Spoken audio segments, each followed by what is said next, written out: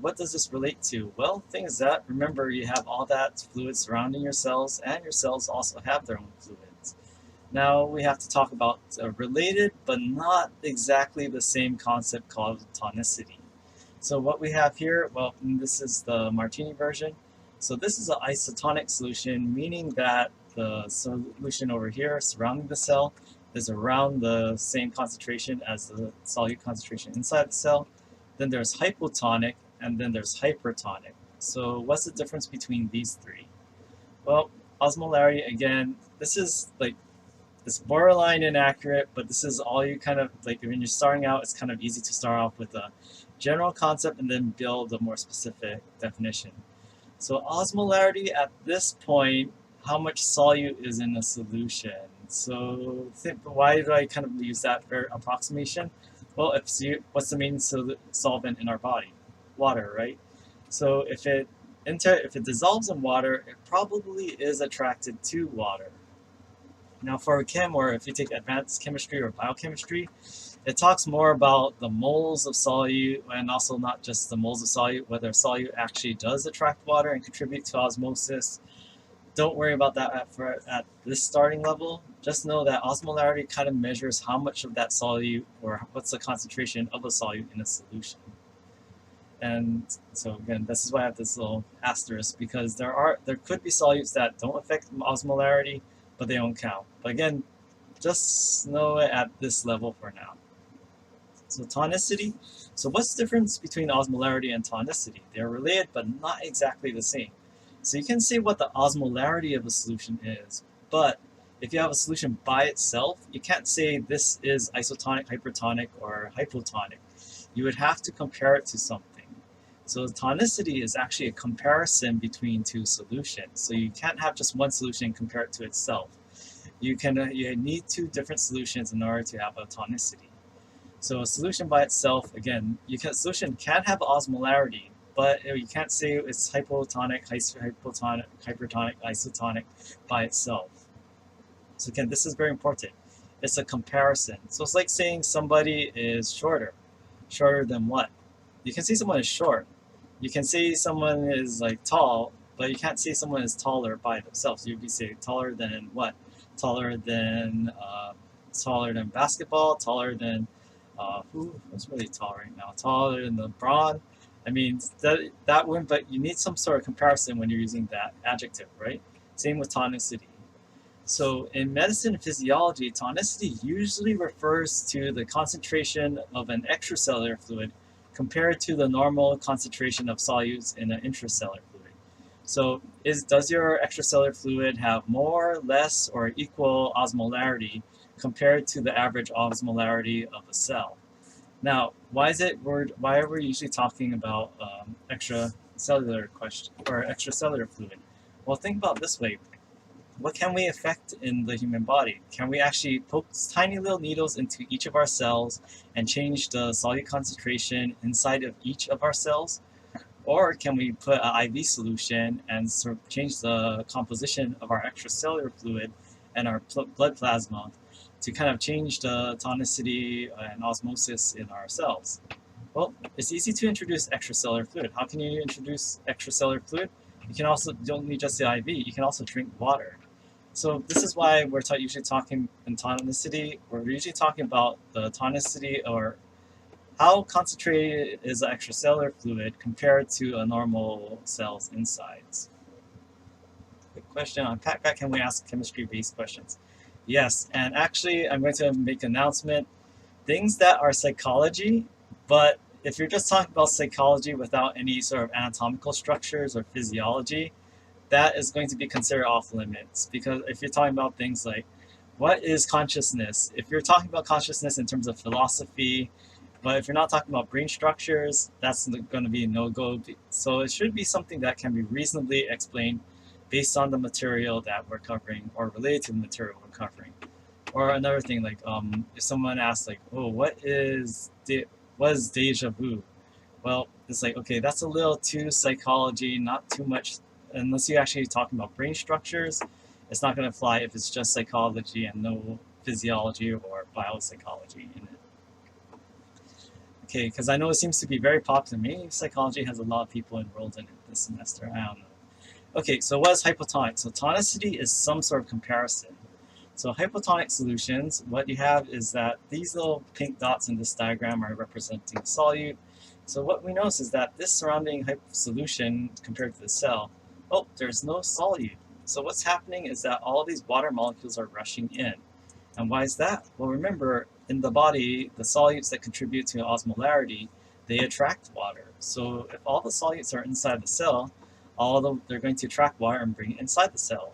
With very few or no solutes in surrounding the cell, there's nothing to really attract water and keep it there on the extracellular fluid. So this is what a hypotonic solution means. Less solute concentration than cells. In terms of medicine physiology, so this is another thing with tonicity why it's often kind of confusing. Are you comparing the outside toward the inside or the inside toward the outside? Typically, again, it's easy to change the composition of the fluid surrounding your cells. That's why typically we're looking from the outside in. And what we see is the outside has less solute concentration than inside the cells. So hypo meaning below. So you're saying the concentration on the outside of the cells is lower than the concentration of solutes inside of the cells. So I like to use this little analogy and pretend like, okay, COVID is over, you're going camping, and you have this rubber tent, and this tent is supposed to represent your cells. And then you notice that your friends are inside of the tent and they have all these salty and sugary snacks. And drawing an analogy between how solutes like salts and sugars tend to attract water. So all of these little people are like water molecules, but you notice that all the salty and sugary snacks are inside of the tent. So where will the people end up eventually? Well, the thing is that they want to go where all the salts and sugars are, right? So what happens if you cram a bunch of people into a flexible structure like this? Well, it's going to start pushing against the walls more and more and more. And what can eventually happen, what if you start to cram so many people in here? And again, this is after COVID is done and we're gonna have to social distance. But what happens if you keep on pushing people into this tent over and over again? Well, eventually the tent is going to burst at the seams and then it's going to fall apart. Same thing can happen with your cells. If it takes on too much water, your cells can stretch to an extent, but they have their limits. So if it ends up at the point where the cell starts to burst due to too much pressure from all the water rushing into the cell, this is what we call lysis. And this is a very useful root word. So lysis refers to something bursting or breaking apart, some sort of destruction in the body. So this is what lysis is. So what we have here is hemolysis. So heme or hemo refers to blood. And the type of cell we showed here over here is a red blood cell. So this is why we call it hemolysis, because this is a red blood cell starting to burst from all that pressure, from all the water rushing in because it's immersed in a hypotonic solution. Yep. And then hypertonic solution. And yeah, is that what happened to the woman that died by drinking 5 gallons of water during contest? So it's not just like, it could be hemolysis, but there's also, when we get to talk about neurons, you'll find out why it's very important to maintain the amount of ions and electrolytes inside the cell and outside the cell. But it's kind of, it could be related, but it's more of a neurological thing that caused her death. Okay, so hypertonic, the opposite. So notice in this hypertonic solution, you have a high concentration in the extracellular fluid, so more solute concentration in the extracellular fluid surrounding cells than the normal solute concentration inside the cell.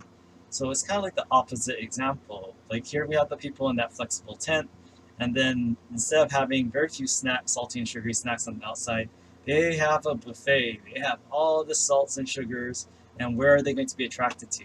They're going to be attracted to the outside. Same with a cell in a hypertonic solution. With all the salts and sugars on the outside, the water is going to be drawn toward the outside of the cell. So what happens to the volume inside of the cell? Well, without fewer people in there, there's going to be less people to push against the walls of the cell.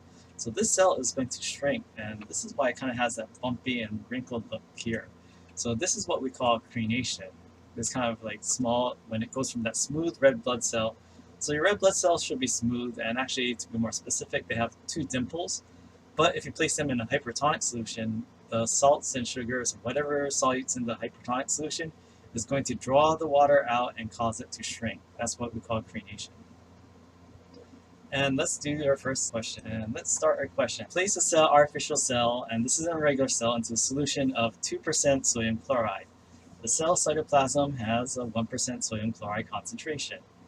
If the cell plasma membrane only allows water to cross it, what will happen to the cell? So the sodium chloride does not cross this artificial cell's membrane. And these are the responses. So most of you said there are overall movement of water out of the cell into the extracellular fluid, and most of you are correct. And what's the correct answer to this solution? Well, it's just a different way of presenting that whole osmosis question. So what do we have here? Which has the higher concentration, the outside or the inside? And where does water move in terms of osmosis? It moves toward the side with the higher solute concentration. So this is what's going to happen. We place that cell in this solution. So remember, the conditions of this, it will be only semi-permeable to only water. So what will happen? You'll have overall movement of water toward the side with more solute, because the solute has more pull of the water, so it's going to draw water out of the cell, causing crenation.